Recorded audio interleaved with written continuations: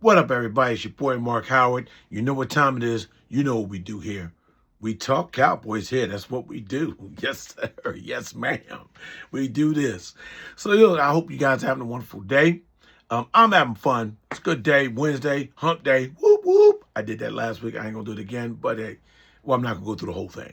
But it's Wednesday. And we want to talk some more Cowboy stuff. Nothing newsworthy to me mentioning. I think everything's still moving right along, which is kind of news itself for the Dallas Cowboys. There isn't any real news, any real major talk about a holdout, major talk about anybody getting in trouble, in the offseason with football players, especially with the Cowboys, because everything gets covered in the news. A guy gets a jaywalking ticket that's going to make the front page. It's been quiet all on Fort Valley Ranch there, and that's a good thing. Only other news I can say that they are going to make a big deal is that there was a voluntary minicamp, not mandatory, but a voluntary minicamp. Stephen Jones said that he expected George Pickens to be there, but George Pickens didn't show. Again, nothing's mandatory for him or any of the veterans until June 15th. That's the only time he would be getting fined. So it's fine. These guys are veterans, man. They don't always show to this voluntary stuff. It's a time for them to take off, time for them to spend time with their family. Some of them like to work out on their own, do their own training and their own stuff. So it's all about how you come in and on the mandatory camps and the kind of work you put in there.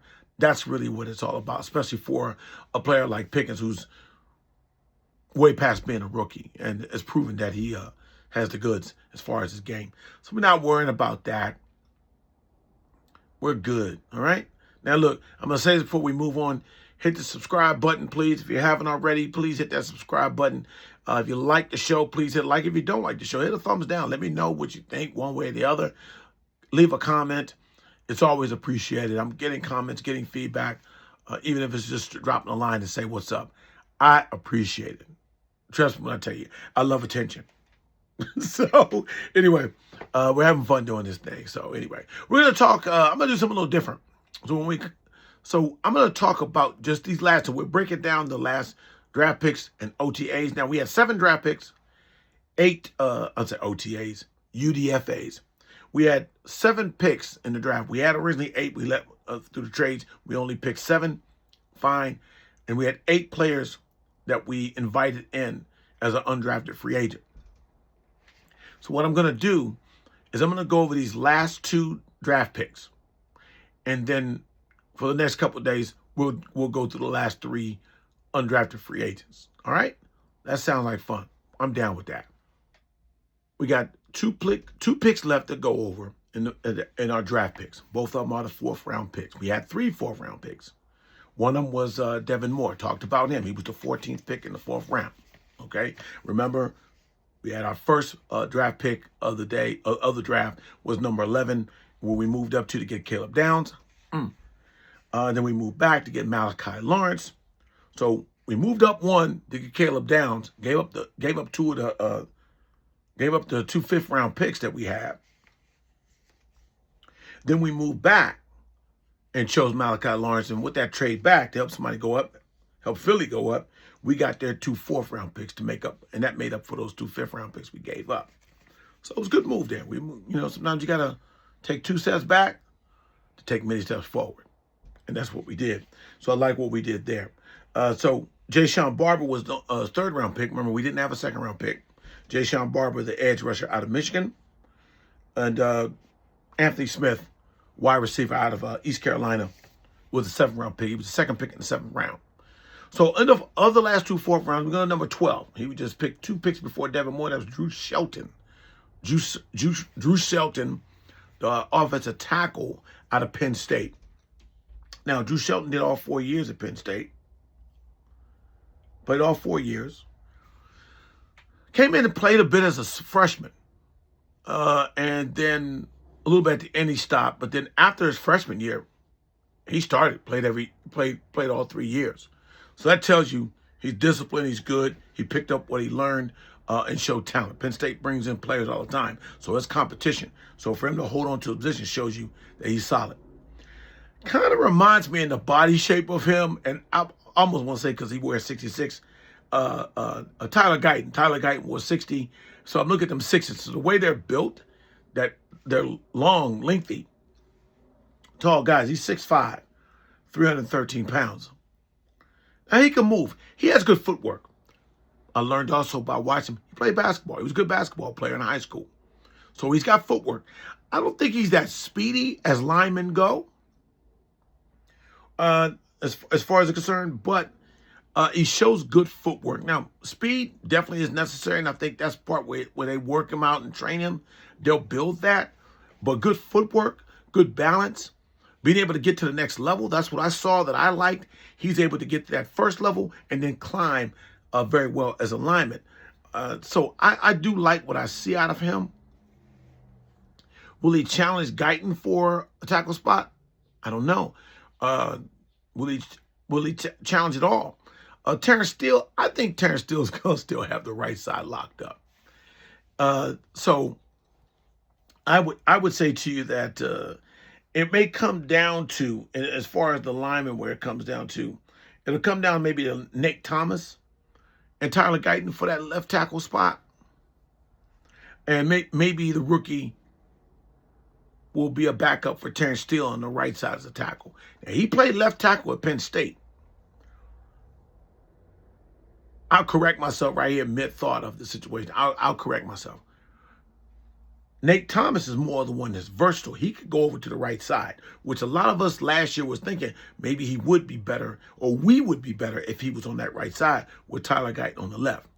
Tyler Guyton has been, but as a first rounder compared to Drew Shelton, who's a fourth rounder, Tyler Guyton is going to have still a long rope to hang himself. We don't want him to, but we'll put a little pressure behind him to coach up this other kid. Now, I don't know whether he's, Shelton that is, whether he's good enough to really just unseat Tyler Guyton. The only thing I can see happening is if he is good, I don't think Tyler Guyton will be bad. But if Tyler Guyton shows to be more injury prone, I think really for the Cowboys, that's more the concern. His health and whether he can stay healthy for the most part of the season. You're always going to have health issues in football. It's what it is. But is he often injured? Does he miss long periods of time? And that long time out, especially with the lower extremities, really takes away from his continued development. Like I said, with Shelton, I think he could be taught. He works hard. He comes from a good program, a good offensive line program, a good running game program that's produced running backs. When they have running backs, you got to have offensive line. So I think the opportunity with Drew Shelton is pretty good. Definitely will make the roster. Where his role will be on the depth chart, that'll be remain to be seen. But I think he'll be competing for that, and that's a good thing for us.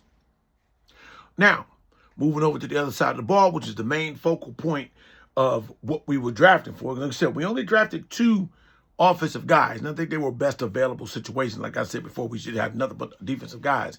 But it was best available situation with Drew Shelton, and at the 7th pick, best available with Anthony Smith in the 7th round, 2nd pick in the 7th round. But sticking with the defense, which we've got so many players, this one was edge. It was the 37th pick in the 4th round, and that's LT Overton. He's listed as an edge out of Alabama. Now, LT Overton, first 2 years was at Texas A&M. Then he transferred over to Bama, where he started all those games there, did pretty well. They had a good defense. They had a good defense there. Now, what tells me what I see in the film with him, he is, and I watched him in the combine a little bit, watched him too as well. He can move. He can motor. I don't like his motor. It's not enough in that sense, is that he makes that first contact, but I don't see when he's engaged with that blocker, I don't see him working hard enough to maybe shed those blocks a lot of times, especially if he cuts in one side, the play's going away from where he's getting away from it. He's done what he's needed to do initially on his job to force something in that line when he either dives towards the middle at the angle or slants in, where they're doing on a stunt where the lineman on the inside can stunt around him, but he still got to make plays. I think that he lets himself get blocked too much. He doesn't use his arms and keep the guys in front of him as much as I would like to. So don't see him as an edge rusher. The talk was he was going to replace and be another type of Oso Digizua. I don't know if that's totally what we need per se in this defense. They know, and I don't know if he is that. Okay, Osa may be gone, and I get some of the things we probably have problems with Osa, but I'm not gonna let us dog Osa because Osa gave us some quality play. It's just his role with everybody around, whether that was the right situation, especially for the money that he got in the contract. Now that we changed defenses and defensive styles, Osa, his style of play wasn't really going to fit, especially with the money. LT Overton being a 4th-round pick, you're looking for him, even though it's a late 4th-round pick, you're looking borderline for him to be able to challenge and make a roster spot here to add depth to our defensive line. I think he's coachable. From what I understand a little bit about him in here, he's coachable. Good measurables. Let's go 6'3", 274 pounds. More so in the D end, and then say maybe in that the way they're going to run that 4-2, that 4-2-5. I don't think he'll be in there for that. I think he'll be in the sense that we looking looking like a 3-4 set. That he'll be down. He plays more so with his hands in the dirt. He was in 4-point stance a lot that I saw in film. They did stand him up and have him out on the edge, but I think he's, at the pro level, the NFL level, he's going to be more built to be that edge with his hand in the dirt, maybe a 3-point stance, and clogging up holes, mainly for the run stuffer. Like I said, 4-2-5, that's going to be a nickel package, dime package. He's probably not going to be in there for that.